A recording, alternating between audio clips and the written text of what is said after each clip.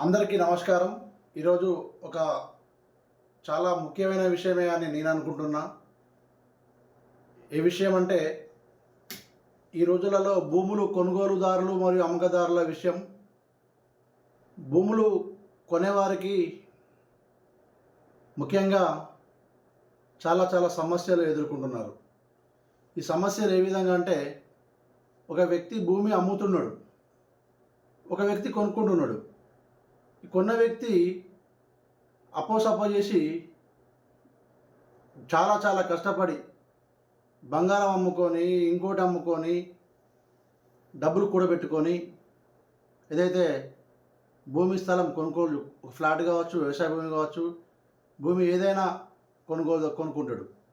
ఆ క్రమంలో కొన్న తర్వాత మొదటి భయాన, రెండో పేమెంటు, లేకుంటే భయాన తర్వాత అక్కడ వాళ్ళ అన్నదమ్ములు అడ్డం రావడం, లేకుంటే ఈ అమ్మిన వ్యక్తే మళ్ళీ ఇద్దరి ముగ్గురికి అమ్మడము, లేకుంటే వాళ్ళ కొడుకు అద్దనని భయాన తీసుకొని, ఉదాహరణకు ఒక ₹1,00,00,000 భూమి అయితే 20 లక్షలు భయాన తీసుకొని మళ్ళీ 2 నెలలకు 3 నెలలకు రెండో వాయిదా ఉంటుంది. ఆ వాయిదా వరకు మళ్ళీ వాళ్ళు ఈ డబ్బులు 20 లక్షలు వాడుకొని, మా అబ్బాయి అద్దంటాడు, మా పెద్ద అబ్బాయి అప్పుడు అమెరికాలో ఉండే మేము చెప్పలేదు, చిన్న అబ్బాయి ఇట్లా అనే రకరకాల కారణాలతోటి ఏదైతే భూమి కొనుగోలుదారునికి బాగా అన్యాయం జరుగుతుంది. దీని తర్వాత ఈ కష్టానికి, కొన్న కర్మానికి పోలీస్ స్టేషన్కి పోతేనేమో అక్కడ పోలీసు వారు ఇది civil matter, I don't know అంటారు వాళ్ళు. మరి పెద్ద మనుషులు అలాగపోతేనేమో ఈ పెద్ద మనుషుల దగ్గర తిరిగి తిరిగి చెప్పులు అరగాలి. ఈ పెద్ద మనుషులకు ఇంత ఖర్చు ఉంటుంది, ఇంకోటి ఉంటుంది, పని పోతుంది, పాట పోతుంది, ఏదన్నా కానీ ఈయన మంచోడు అంటాడు, వాడిని మంచోడు అంటాడు. మరి ఇవన్నీ బాధల కన్నా నాకు ఒక చిన్న ఆలోచన వచ్చింది. దీన్ని ప్రజలతోటి, మేధావి వర్గంతో, రాజకీయ నాయకులతోటి, అధికారులతోటి, ఎంఆర్ఓ, రెవెన్యూ డిపార్ట్మెంటు మంత్రులతోటి, ముఖ్యమంత్రి గారికి కూడా నేను ఈ విషయం పోవాలని కోరుకుంటూ, విషయం ఏమిటంటే, మనము సర్టిఫికేట్లు,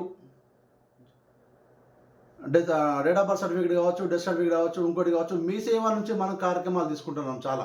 ఇప్పుడు మీ సేవ నుంచి వెళ్ళి మనం ఏ సర్టిఫికేట్ అనేది తీసుకుంటున్నాం. అట్లనే ఈ భూమి కొనుగోలుదారుడు మరియు అమ్మకదారుడు ఇద్దరు కలిసి మీ సేవలో ఒక రిసిప్ట్ తీసుకోవాలి. కొనుగోలుదారుడు గవర్నమెంట్ ఏదైతే కొంచెం ఫీజు పెట్టాలి, కొన్న వాళ్ళకు అమ్మిన వాళ్ళకు కొంచెం ఫీజు పెట్టాలి. ఎంత అంటే అందాదా సుమారుగా ఒక ₹1000. కొన్న వాళ్ళు ₹1000 కట్టాలి, అమ్మిన వాళ్ళు కూడా మేము భూమి అమ్ముతున్నాం, ఈ సర్వే నెంబరు, దీని మీద మేము డీడీ కడతాం. గ్రామ పంచాయతీ ఈఓ సమక్షంలో, పంచాయత్ సెక్రటరీ సమక్షంలో మీ సేవల కొన్న వాళ్ళు ₹1000 కట్టాలి, అమ్మిన వాళ్ళు ₹1000 కట్టాలి.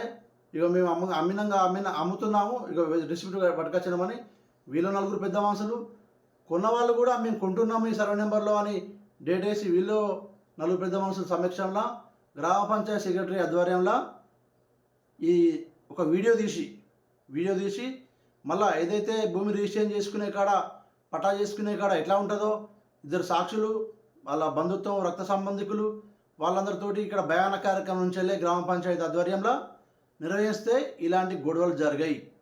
దీంతో ఇంకొక లాభం ఉంది.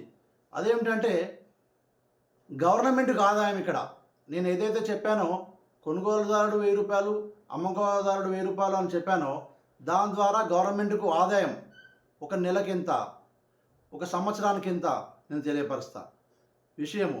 ఒకవేళ సరే అమ్ముకుంటాడు, అబ్బాయి అమ్ముకుంటాడు, అమ్ముకునేవాడు కట్టడు అనుకున్నా కానీ ఈ కొనుగోలుదారు ఎవరైతే ఉన్నారో పలానా సరే నెంబర్ నేను కొంటున్నా, దీనికి ₹1000 డీడీ కట్టినా, చాలం కట్టినా అని పంచాయత్ సెక్రటరీ గారికి చూపించి కొనుక్కుంటే అప్పుడు బాగుంటుంది. విషయానికి మన తెలంగాణలో ఇప్పుడు సుమారుగా 12,751 గ్రామాలు ఉన్నాయి. అంటే గ్రామ పంచాయతీలు 12,751 గ్రామ పంచాయతీలు ఉన్నాయి. సుమారుగా 1-2 అటు ఇటు కావచ్చు, తప్పు అనుకోవద్దు. మున్సిపాలిటీలు 129 మున్సిపాలిటీలు ఉన్నాయి. అంటే సుమారుగా 12,751 గ్రామ పంచాయతీలకు రోజు సుమారుగా ఓ ఊళ్ళో ఇద్దరు కొనుగోలుదారులు చేస్తారు, ఓ ఊళ్ళో 4 అయితే ఓ ఊళ్ళో 1 కూడా కాదు.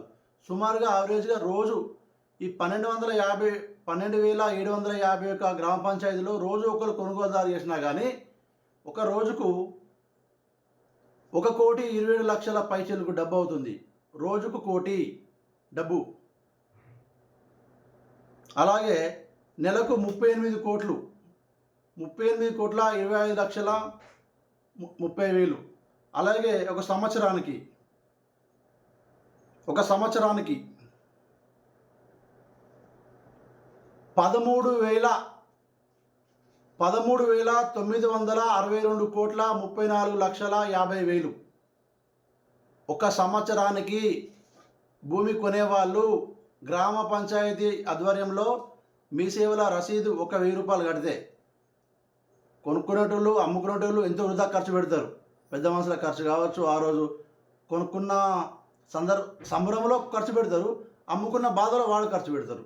అందుకోసమే ఈ విషయంలో ఒక సంవత్సరానికి తెలంగాణలో 12,751 గ్రామ పంచాయతీలకు గాను 1,000 చొప్పున 13,962,34,50,000 గవర్నమెంట్కి ఆదాయం అవుతుంది.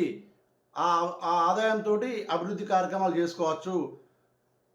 తర్వాత మా దగ్గర మున్సిపాలిటీలు 129 మున్సిపాలిటీలకు ఒక సంవత్సరానికి 4,70,85,000. ఈ లెక్కలు ఈ విధంగా ఉన్నాయి. దీన్ని ఇదేమన్నా తప్పులు ఎప్పుడైతే కొందరు పెద్ద మనసు చేసుకొని క్షమించాలి. ఏదో చిన్నగా నాకు వచ్చిన ఆలోచన నలుగురితో పంచుకుంటున్నా. ఒకవేళ నేను చెప్పిన దానిలో ఒకవేళ సగమైనా ఎంత అవుతాయి, నా ఆలోచన ప్రకారం సగం అయితే ఎంత, సరే 12,750 గ్రామ పంచాయతీల రోజు ఒక 6,000 గ్రామ పంచాయతీల కొనుగోలు అయినా కానీ ఎంత అవుతాయి. దీన్ని కొంచెం అధికారులు, ఎంఆర్ఓ కానీ, ఆర్డీఓ కానీ, కలెక్టర్ కానీ, రాజకీయ నాయకులు కానీ, రెవెన్యూ మంత్రి కానీ, ముఖ్యమంత్రి గారు కూడా ఈ విషయంలో అర్థం చేసుకొని భూములు కొనుగోలుదారులకు అమ్మకాల మధ్య బాగా ఘర్షణలు అవుతున్నాయి, కొట్టుకుంటారు, తన్నుకొని చస్తారు. అప్పులు చేసి కొనుక్కుంటే అక్కడ నష్టం జరుగుతుంది.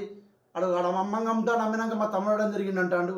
దీన్ని అందరూ ముఖ్యమంత్రి దగ్గర రాక వెళ్ళాలని ఈ వీడియో అందరినీ కోరుకుంటున్నాను. ధన్యవాదాలు.